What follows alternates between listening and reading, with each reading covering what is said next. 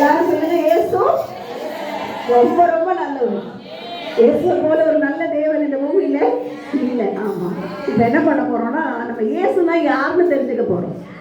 இயேசு யாரு? எத்தனை பேருக்கு தெரியும் யார் இயேசு?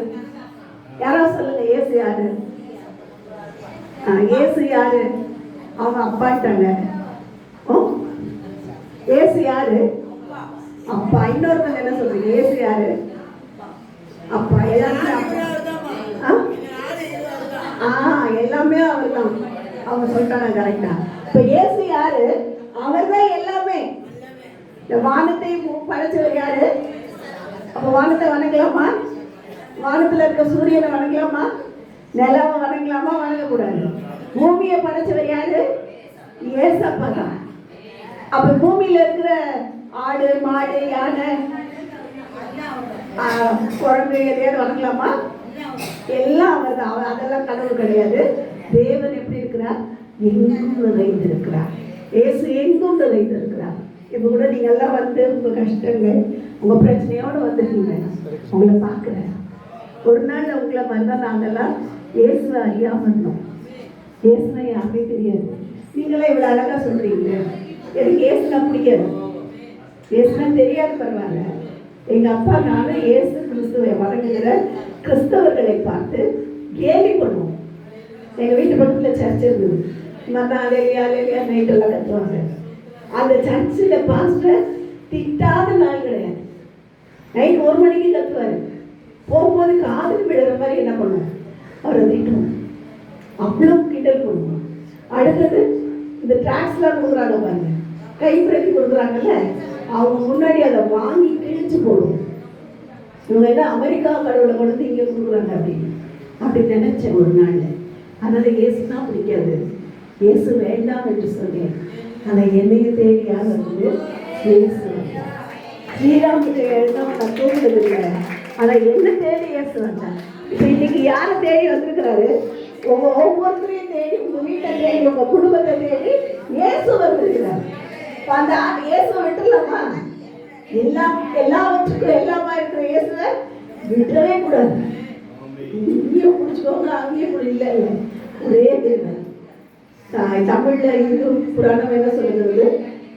ஒன்றே குலம், ஒருவனே தேவன். அந்த ஒரு தெய்வம் தான் இயேசு. ஒரே தேவன், ஒன்றான தேவனாக இயேசு என்ன செய்தார்? அநேக கடவுள் வந்துச்சு. எல்லாம் வேல் எடுத்து தப்பு பண்ணவங்க, பாவம் பண்ணவங்களை அழிக்க வந்துச்சு. ஆனா நம்ம இயேசு எதுக்கு வந்தாரு? தப்பு பண்ணவங்களை ரட்சிக்க. அவர் தான் ரத்தத்தை கொடுத்தார்.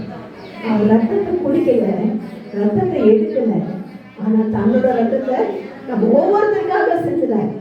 இந்த தேவனை போல ஒரு நல்ல தேவன் இருக்க முடியுமா? இந்த தேவன் என்ன செய்யறாரு? நம்ம கூடவே இருக்கிறார். நீங்க உங்க வீட்டில் இருக்கிற உங்க அப்பா, அம்மா, பிள்ளைங்க எல்லாம் விட்டுருவாங்க. இன்னைக்கு இல்லாத எல்லாருக்கும் அதான் நடக்கும். வசதி இருந்தாலும் இல்லைனாலும் விட்டுருவாங்க. இவ்வளோ நாள் எடுத்துனேன், என் பிள்ளைகிட்ட பேச மாட்டேங்கிறேன், இவ்வளோ நாள் அன்பா இருந்தேன், என் மகன் என்னை கண்டுக்க மாட்டேங்கிறேன், இவ்வளோ நாள் நான் பார்த்தேன், என் கணவர் என்ன அடிக்கிறாரு. இப்படிப்பட்ட உலகத்துல தான் இருக்கணும். மனுஷன்கிட்ட அன்பு இல்லை, எல்லாருக்கும் மாறி போகுது. நம்ம பார்த்து வளர்ந்தோம், ஆனா எல்லாருக்கும் மாறி போகும்போது எத்தனையோ பேர் அழுதுருக்கீங்க. தனியா போய் அழுதீங்களா இல்லையா?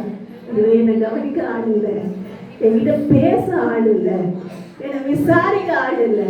அப்படின்னால இயேசு என்ன செய்யறாரா? அவர் தேவனா இருக்கிறதுனால உங்களை வந்து ஒவ்வொருத்தரையா விசாரிக்கிறார். நல்லா இருக்கீங்களான்னு விசாரிப்பாரு. நம்ம அவர்கிட்ட பேசுறது தெரியும், அவர் விசாரிக்கணும். அப்ப இனிமே என்ன பண்ணுங்க? காலையில எழுந்திரிச்சு 5 நிமிஷம் ஜெபம் பண்ணு. ஏசப்பா என்கிட்ட பேசணும். கேளு. ஏசு எப்படிப்பட்டவர்? நம்மளோட பேசுறவர். ஏதோ நான் கதை சொல்லிட்டு போல, என்னோட இயேசு பேசுனதுனாலதான் இயேசு வைத்துக்கிட்டேன். 108 தடவை ஸ்ரீராம ஜெயலலிதா தூங்கினதில்லை. சஷ்டி கவசம், சண்முக கவசம் பாடிதான் எங்க வீட்டுல கொலு பொம்மைகளை வைத்து ஆராதித்தோம். ஆனா என்னை தேடி இயேசு வந்த போது இயேசு என்னோடு பேசினார். இன்னைக்கு வரைக்கும் பேசிட்டு இருக்கார். இன்னைக்கு வரைக்கும் எங்களுக்கு முடியாதவர்களை ஆசீர்வதித்து கொடுக்குறார், இல்லாதவர்களுக்கு உருவாக்குகிறார். ஒண்ணுமே இல்லாதவர் நாளைக்கு என்ன பண்ணுவோம்னு நினைக்கும் போது எங்களை நடத்துகிறார். தேவன் எப்படிப்பட்டவர்? சர்வ வல்லமை உள்ள தேவன். இப்ப இந்த தேவனை விட்டாரு, அவர் உறுதியா பிடிச்சுக்கோங்க. அவர் போதும் நமக்கு. எது வரைக்கும் காப்பாற்றுவார்?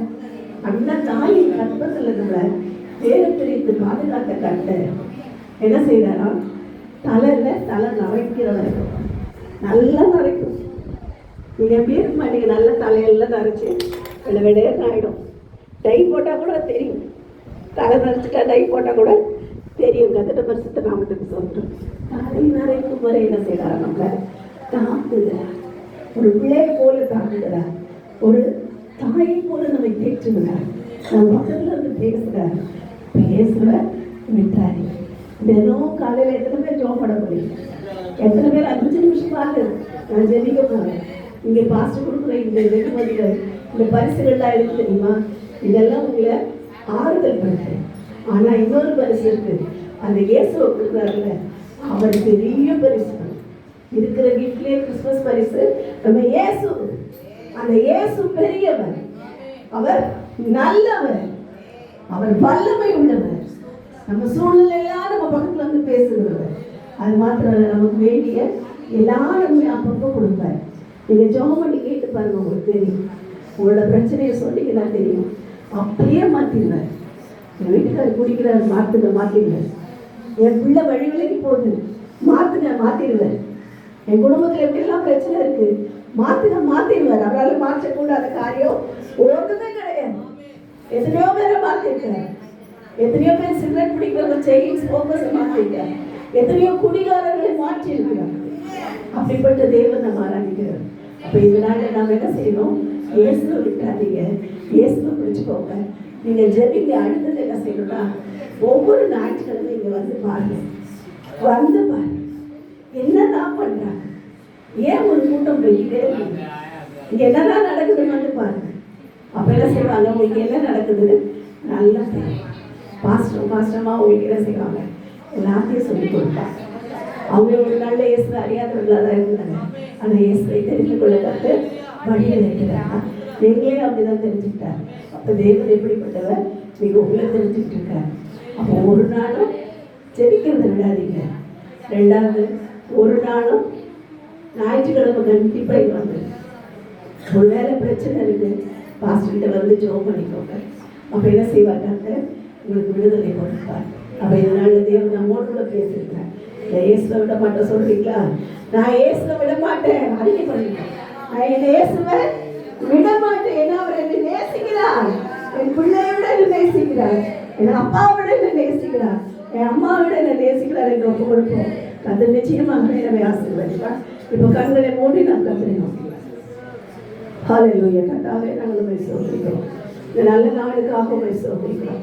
விசேஷமாய் கர்த்தாவே, பாஸ்டமாவும் செய்கிற இந்த ஊழியர்களை கர்த்தர் மகிமைப்படுகிறார். ஆண்டவரே, அநித்தியமான உலக பொருளினாலே நித்தியமான ஆத்துமக்களை சம்பாதிகளை சொல்கிறேன். இப்போ ஆத்துமா இருக்காங்கப்பா, எங்களெல்லாம் விடாதீங்கப்பா, எங்களை ஆசீர்வதிங்கப்பா. வல்ல இவர்கள் கர்த்தாவே சபைக்கு ஆசீர்வாதமா இருக்கும்படி கொடுத்தாங்கப்பா. சபையை இன்னும் விருத்தியாக்குங்கப்பா. இன்னும் 2 சர்வீஸ் நடக்கணும் புதிய வருஷத்துல. இன்னும் சபை பெரிதாக்கப்பட வேண்டும். ஆண்டவரே, எல்லாவற்றையும் பாதுகாப்பு தொடர்ந்து இந்த ஊழியர்களை ஆசீர்வதிங்க, ஊழியர்களை பெருகப்படுத்த. ஆண்டவரே, பரிபூர்ண நன்மையாக திருப்தியாக சேஷமார்மையாய் மகளை நினைத்தது. மகளுக்கு வேண்டிய நன்மைகளை தாங்க.